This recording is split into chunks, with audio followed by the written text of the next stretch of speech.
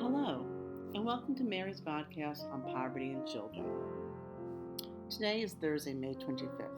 We will talk about some interesting facts related to poverty in general, but we'll focus in on the impact that poverty has on the school experience of those children or students who come from struggling families.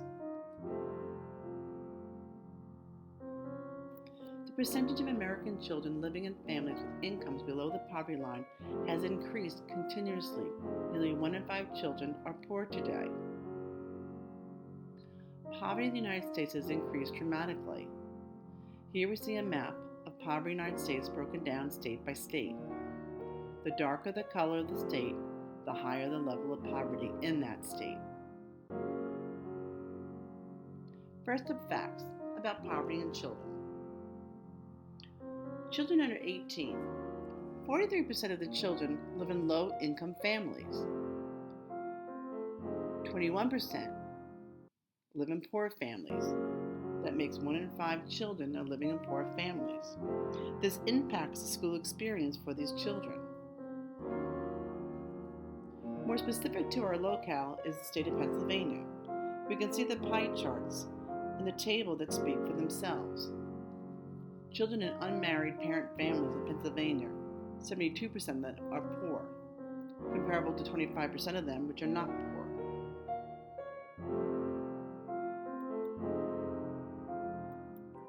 This is Philadelphia.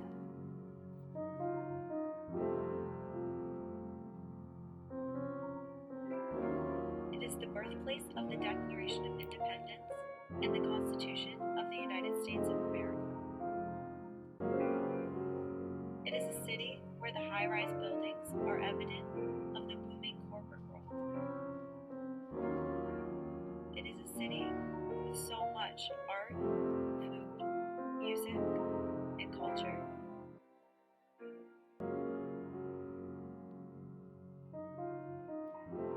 But it is also the city with one of the highest poverty rates in the country.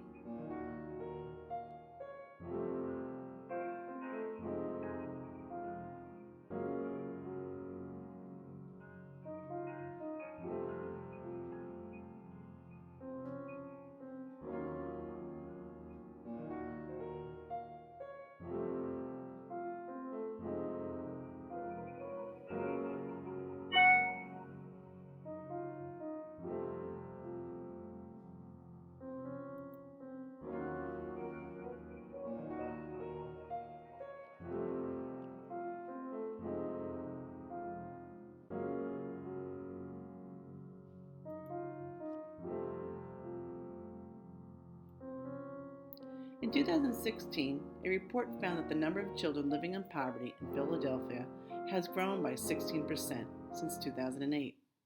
Philadelphia has long had the unfortunate title of having the highest child poverty rate of any large city in the country. While Philadelphia is not the only urban city suffering from poverty, it is one that we are most familiar with as the city of brotherly love. Unfortunately, not all are feeling the love. Let's define the types of poverty. We have sustained poverty, we have situational poverty, we have absolute poverty, or relative poverty. Absolute poverty is where we lack the most basic of needs. Relative poverty is relative to where we live and globally. Situational poverty depends on weather events, job loss, medical emergencies, things that come up and are situational and can change very quickly. Sustained poverty, though, is the ability of poverty to continue indefinitely. Sustained poverty lives on and on and on. Poverty makes us all poor. Education in poverty for young children is quite devastating.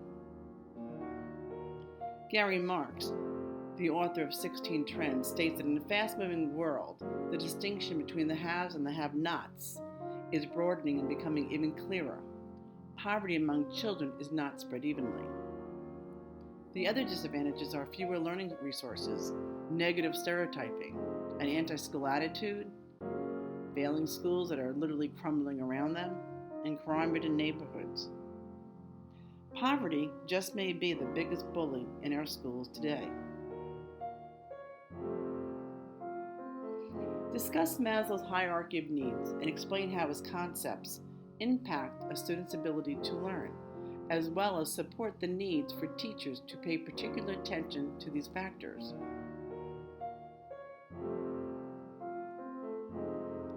Abraham Maslow, better known as Alfred Maslow, was the father of humanism psychology. Maslow developed the hierarchy of needs, and he believed that all humans need to have all these needs reached to function in their lives well. This is especially important in schools where poverty exists in large numbers. The basics need to be met first before any kind of academic learning can be achieved. Sleep, food, comfort, safety, love, belonging, they're the basics. Maslow's work has highlighted the importance that before a higher level could be attained, the lower levels needed to be fulfilled. This puts students who come from poverty in jeopardy, because many basics are going to be unfulfilled. If all their needs were met, the possibilities of academic success would greatly increase. Let's now listen to an interview with Miss Allison, who is a current educator in the Philadelphia schools. I'd like to welcome you today to our visit with our third grade educator, Miss Allison. We are here on a beautiful sunny day in Pennsylvania discussing the increased percentage of American children living in families with incomes below the poverty line.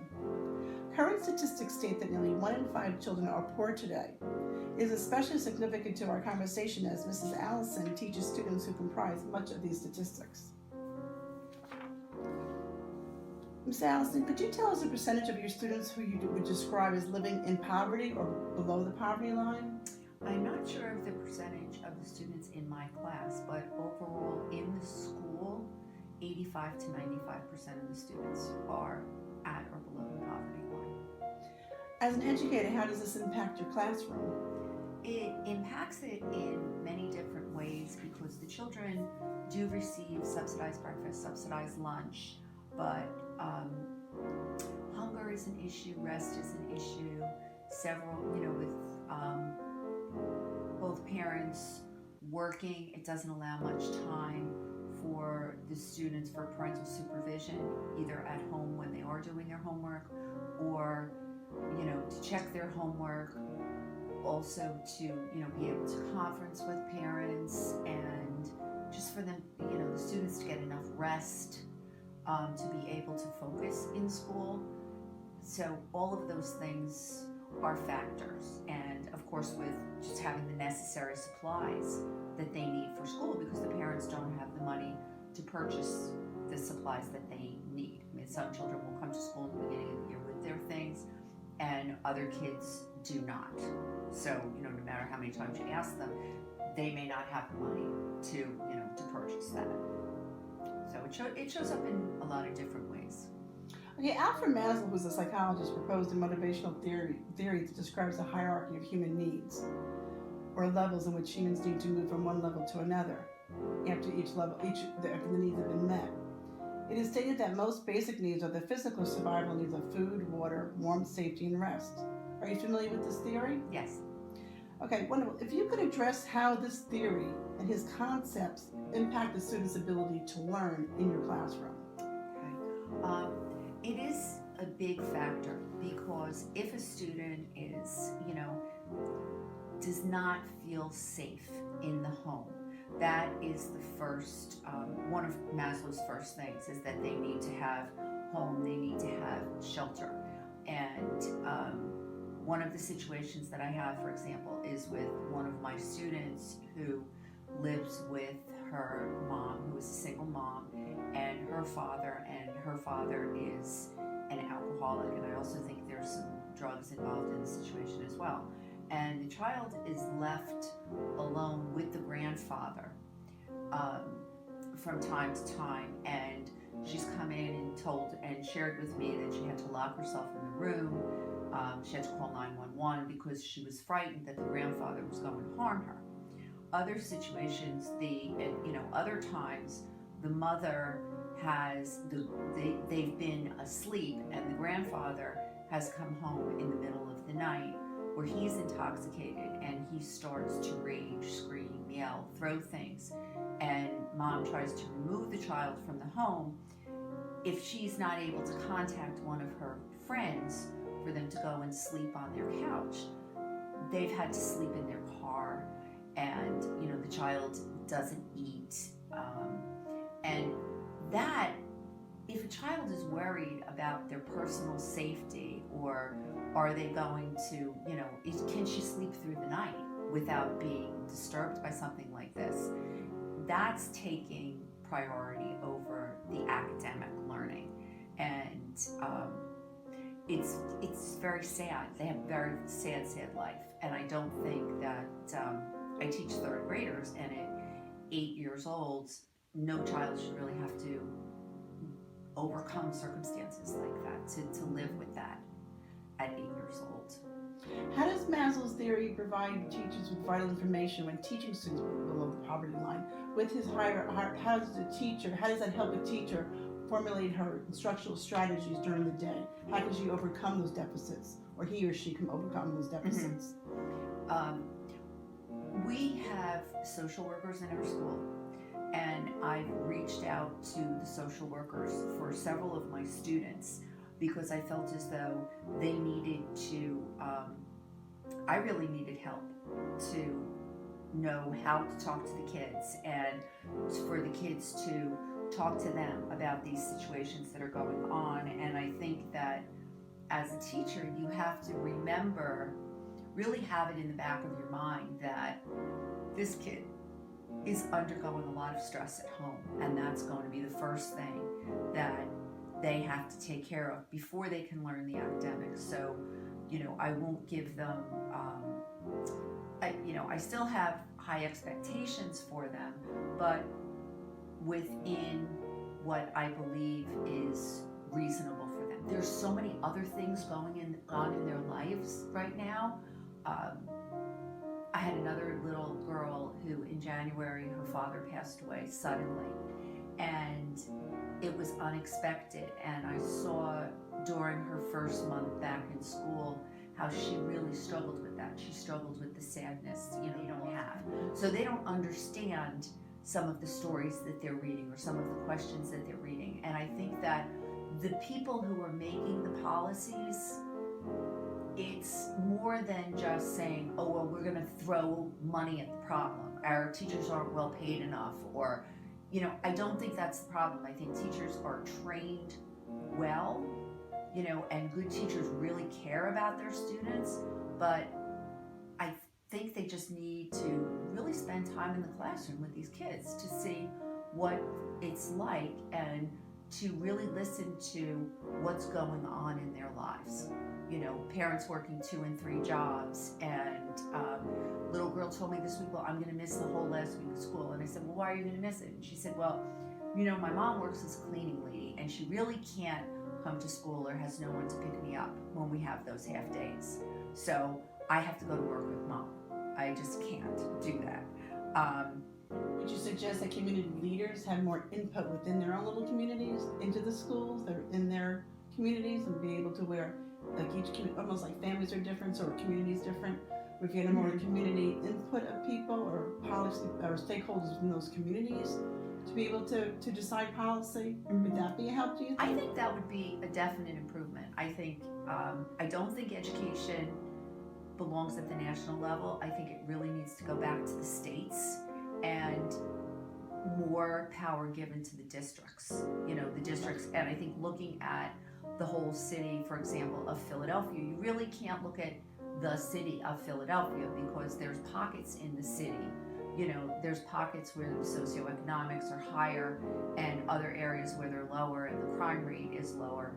And I do think that, local people really need to be on these committees or making these decisions as to where the money is going and what books are being used. Even if you just look at the makeup of the students that you have in your classroom. I have a very diverse class. I have a lot of African American children, I have Hispanic children, and Hispanic children from, as far as Brazil and Mexico, some from different areas of the Caribbean. Then I have Asian children from China and Vietnam and Laos and those different countries. And I think that, two children from Africa as well. And, it's diverse. It's very diverse. And it sounds trite to say, well, when you're looking at your book and there's no stories of children, to recognize different names and to, have, pictures of those reflecting children, of their own culture, reflecting of what they know. Right. And, that's something I taught in a suburban school before. This is a new experience for me in an urban environment. And you don't realize how important that is, because they can identify, with what they're reading about or what they're writing about. And I think if they make those connections, it just makes they're more invested in the situation. They're more invested in it. So wonderful school. I want to thank our guest, Miss Allison, today for sharing her thoughtful insights and experiences working in a school that serves students in need, a very diverse culture. Thank you very much. Thank you, Ms. Meyer. We see the importance of intervention programs. Although poverty is high in our country, the programs such as Title I and the early intervention programs of Head Starts have been provided an alternative to those who are living in poverty. The stresses that these children go through each day on a daily basis, lack of sleep, lack of food, fear, parental custody issues, and other things, can somewhat be intervened or not taken away, but at least helped by the alleviators that we have put into place.